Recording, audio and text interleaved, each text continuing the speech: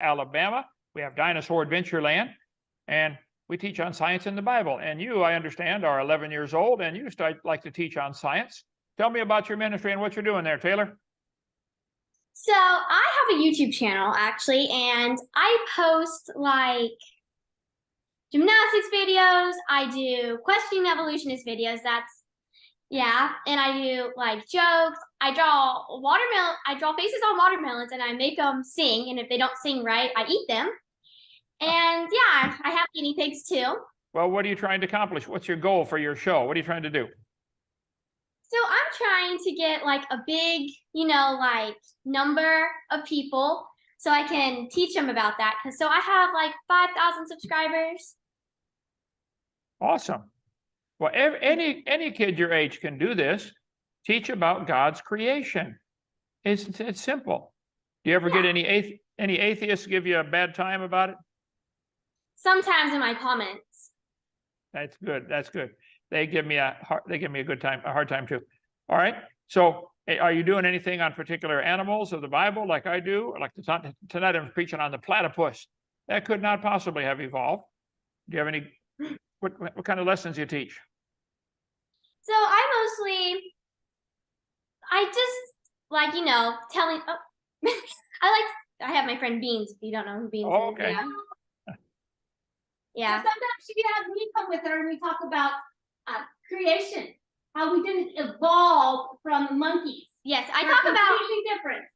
Yeah, I talk about how it's so why would anyone think that we came from a monkey?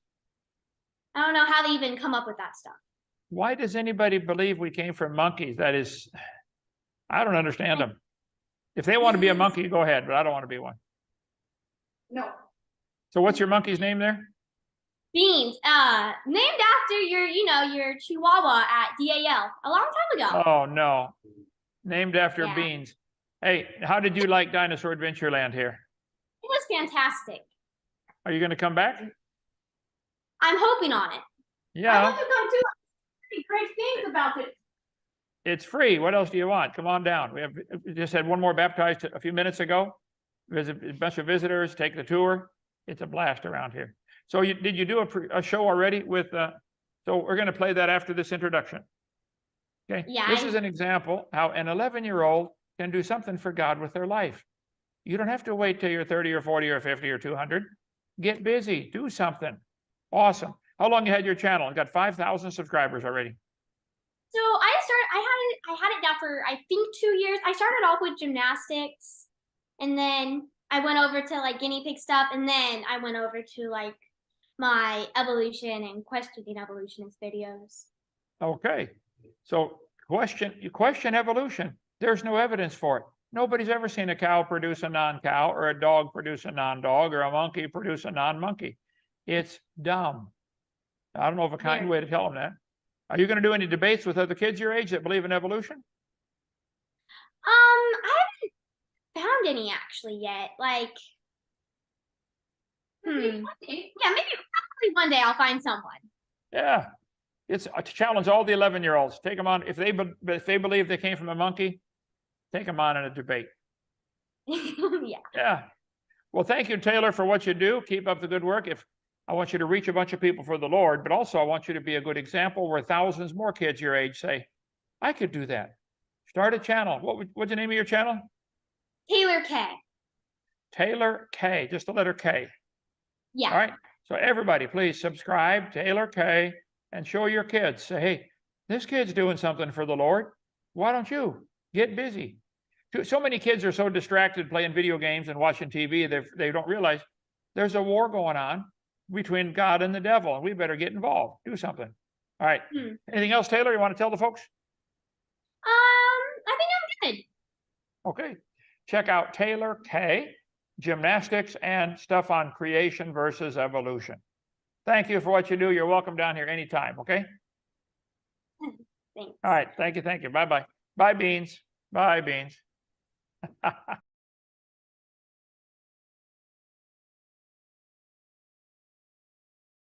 Hello, everybody. It's Taylor K and my friend Beans. Hello. So today, me and Beans are going to be dismantling human evolution. That's right. But before we start, I have a question. What's the question, Beans? Can you let everyone know a little bit about me? Like what I am, maybe where I got my name? Okay, so Beans got her name. Are you a boy or a girl? I'm a girl. Oh yeah. Beans got her name from a chihuahua at DAL that Kent Hovind didn't really like much. Why not? Chihuahuas are so cute and fun and full of energy. They are full of energy, but they're a little bit too hyper for me. Oh, well, I hope Mr. Holman likes me better than he liked his other little friend named Beans. I'm sure he does. So yeah, so we're going to be dismantling human evolution today. So I have a set of slides with some notes underneath. So yeah, so let's start with the first slide. All right, let's do it. Okay, so have you ever, so the slide will be up here. Okay, have you ever seen any people wear this t-shirt that looks like this? I have. Same, I have seen that too. This is supposed to show how man evolved from monkeys. What? That's what I know. That is crazy. You're telling me people believe that you and I are related? Yeah, like, My goodness, that is such crazy talk. Crazy talk. I mean, clearly, look at us. yeah, we don't even look alike. No, I'm way more furry than you. You don't have a tail, lots of things. Oh Yeah. my goodness, crazy. Well, Taylor, I hope today, after your presentation, that people will know better that we are not related. Yeah, like we don't even look alike. No. All right. Yeah, okay. Continue on with your presentation. Okay, let's go to the next slide.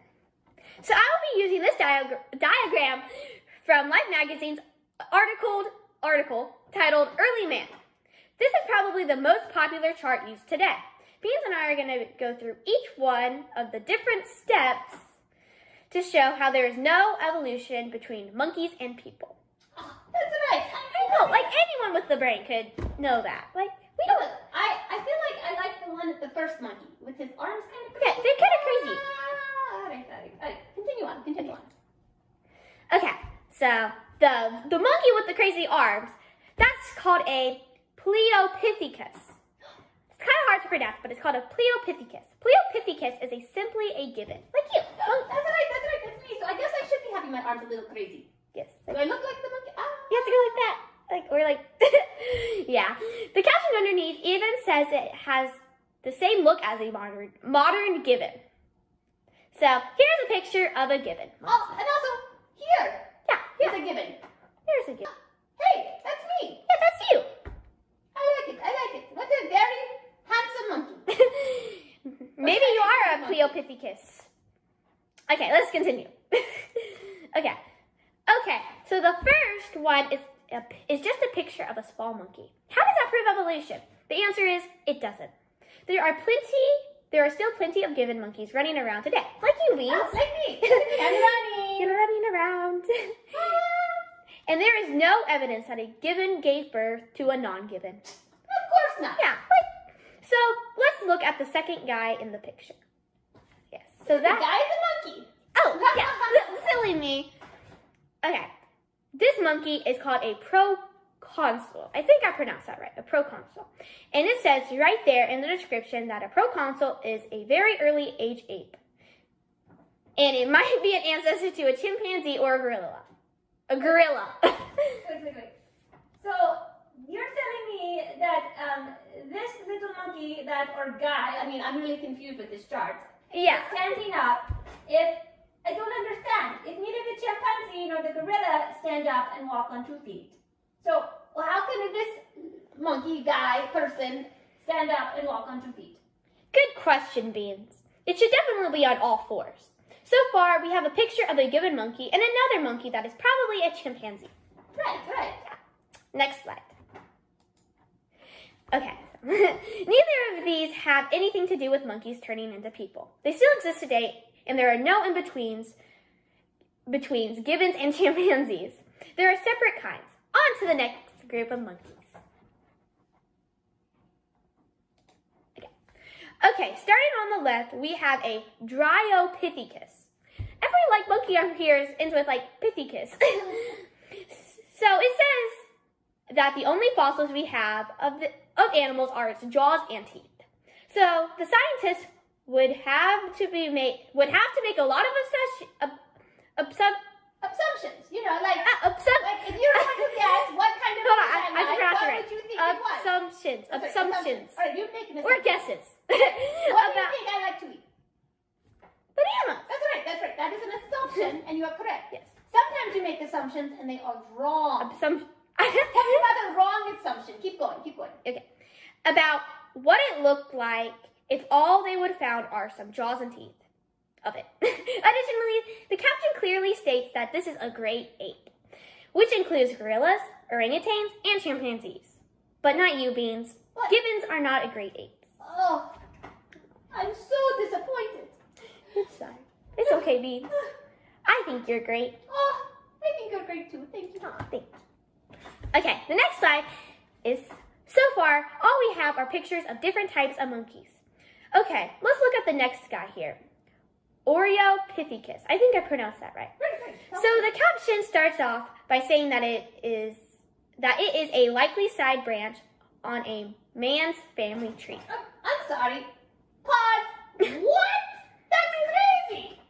What does that even mean? It means, Beans, that it really has nothing to do with human evolution. Let's keep reading. At the bottom of the caption, it says that scientists originally wondered if it was an ancestor to man, but now they know it's clearly an ape. So again, these first four are just different types of monkeys that most likely didn't walk on two legs. There are just drawn pictures of them on two legs to make them seem more human-like. Interesting. Crazy. Crazy, right. Okay, let's look at number 5. Ramapithecus. I think I pronounced that right. These are so hard to pronounce, but Ramapithecus was originally thought to be a distinct genius and an early ancestor to man. But upon further study, scientists now regard it as an ancestor to an orangutan. Orangutans are alive today and clearly fall into the monkey category. Another example that it has nothing to do with human evolution. Yeah, it has nothing to do with it. Right. Just a bunch of monkeys. Yeah, just a bunch of monkeys. Okay, go to the next one. Not the new human. Okay, so the next slide is, okay. So far, all 5 of these are just different great apes that have nothing to do with humans. Okay, let's continue with the next group. Okay, so next on the list is Australopithecus africanus. Australopithecus africanus. Yeah, it's pretty hard to pronounce. I had to look up how to pronounce it. This animal had the same size brain as an ape, the same size skull as an ape, and the same body as an ape. But apparently, it wasn't an ape. It was an early ancestor to humans. Okay. I'm not following. Yeah. I think it's just to say that Australopithecus africanus is just another great ape. Let's go to the next I slide. agree. Let's go. Okay, there we go. So the next picture is a march of progress here, is Loastralopithecus robustus. By its description, they're just another primate. Additionally, right in the text at the very bottom of the caption, it says he represents an evolutionary dead end in a man's ancestry, which means, by their own admission, that has not a missing link in human evolution. Which makes me wonder, why is it even in here? Okay, next slide. Okay, so let's go to the next slide. Okay, so this next one is advanced Australopithecus. This is simply another Australopithecus, either the africanus or the robustus. The only thing different is they must have found a few that had larger skulls. So the scientists automatically assumed that it was advanced and used tools. One great ape having a larger head than the other great ape is an example of microevolution. It doesn't come close to be able to explain this. How this evolved into this. See, that's a given monkey, like beans. But that doesn't explain how it evolved into, me. See, that doesn't explain anything, because that's a big, it's not true. If I had thumbs, I would put them down too. Yes. Yeah. So, let's go to the next slide. Okay, so what would be next on the screen? The next slide. So, Advanced Australopithecus, you get a big red X too. So far, all we have seen are gibbons and different types of species of great apes, neither of which have anything to do with human evolution. On to the next group. We've also seen lots of red X's. Yes, we have seen lots of red X's. Okay, so now we have left the realm of great apes, and now we are talking about humans. Homo erectus is a human with human limbs, human skeletons, and a human statue. Scientists originally claimed that Homo erectus was ape-like because they only had a few bones to work with. Now, that they have discovered more, it is obvious that it is human.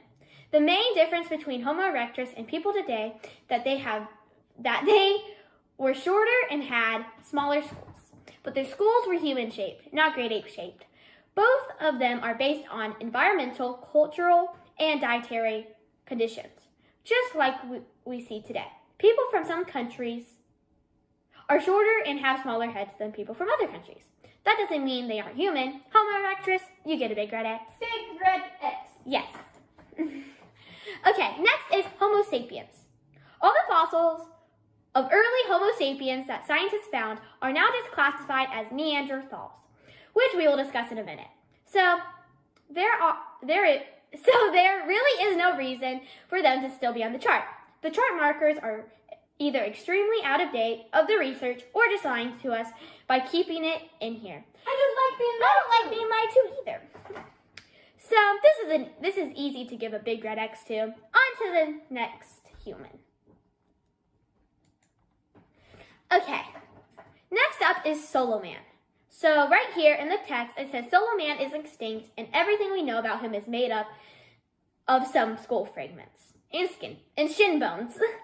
So basically, this entire drawing is made up. There's no evidence that a new species in between great apes and people called Solo Man even ever existed. Ever existed.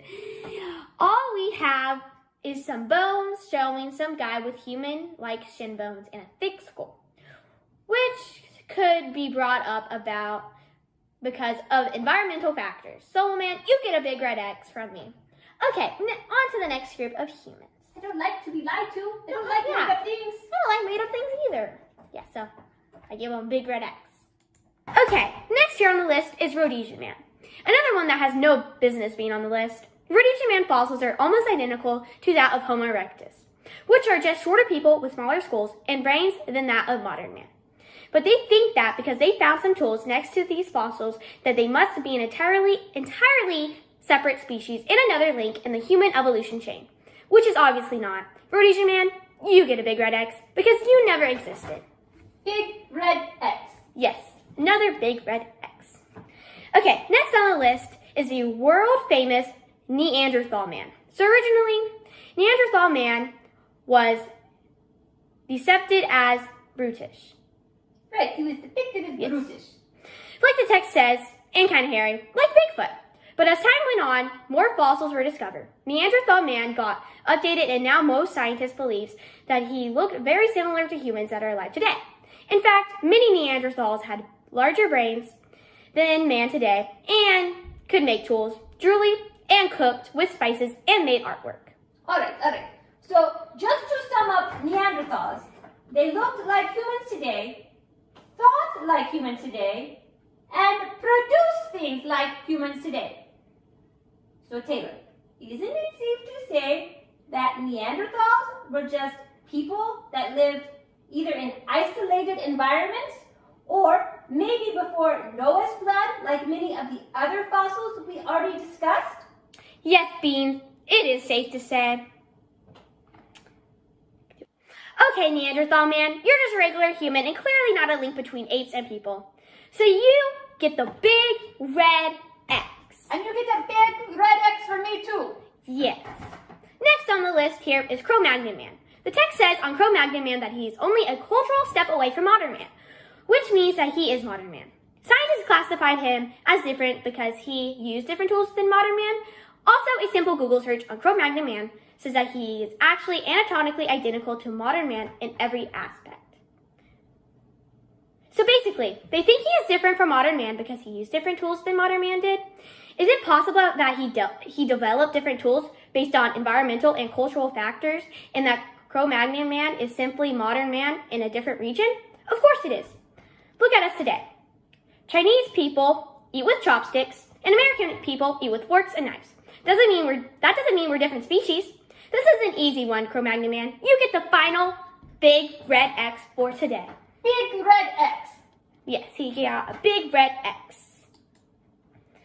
Okay, and here we are to modern man. This is us today, and if you read the fine print, it says that modern man and Cro-Magnon man are identical. Just Cro-Magnon man likes to wander off a little bit. Beans. You know what? Sometimes I like to wander off too. Look at me, I'm wandering. Beans is wandering off. We found nothing today to show us that species in between humans and monkeys ever existed. So here is a question for you evolutionists to ponder. Why do different species of monkeys exist and humans exist, but all the in-between species that are listed on the March of Progress seem to be extinct? It is because they never existed in the first place. They never existed. Never. I've never seen anything in between. I've only seen a you and a me. Yes. You've never seen any in-between species. Probably because they don't exist. That's right. Yes. Another point to consider while looking at the charts like this is the very last sentence on the description page, which reads, although proto-apes and apes were quadrupedal, all shown here are standing for purposes of comparison. They say it is purpose of comparison, but it is for purpose of deception. They're trying to deceive us. Yep. That is not good. They draw pictures of apes on two legs to make them seem more human-like. Because they know most people aren't going to read the text, they're just going to look at the pictures. It is so important to read, right? I know. To read and find out things. Yeah, because you can't just look at a picture and not read the text underneath it, because that, you won't really know what you're looking at. That's right. Oh. Yeah. I don't like to be tricked. That is so wrong. So basically, all we have seen today are descriptions and drawings of different gibbons, apes, and people from different environments, cultures, and eras. None of this proves that people and monkeys are related. So basically, the whole March of Progress thing completely falls apart because it is built on frauds and fantasy stories that desperately try to find a way to say that humans are nothing but animals. It's a big fairy tale. It's a big fairy tale. Very good job, Taylor. Thank you. So, thank you for your time today. And I hope, you guys learned something from this. And, so do you have anything to say, Beans? No, I learned a lot. And I learned what I already knew. That you and I are not related. But you know what we can be? What? Friends. Yeah, Beans is my monkey friend. But that doesn't mean I'm related to him. Oh, no. I have human friends and I have monkey friends. Theirs are very different.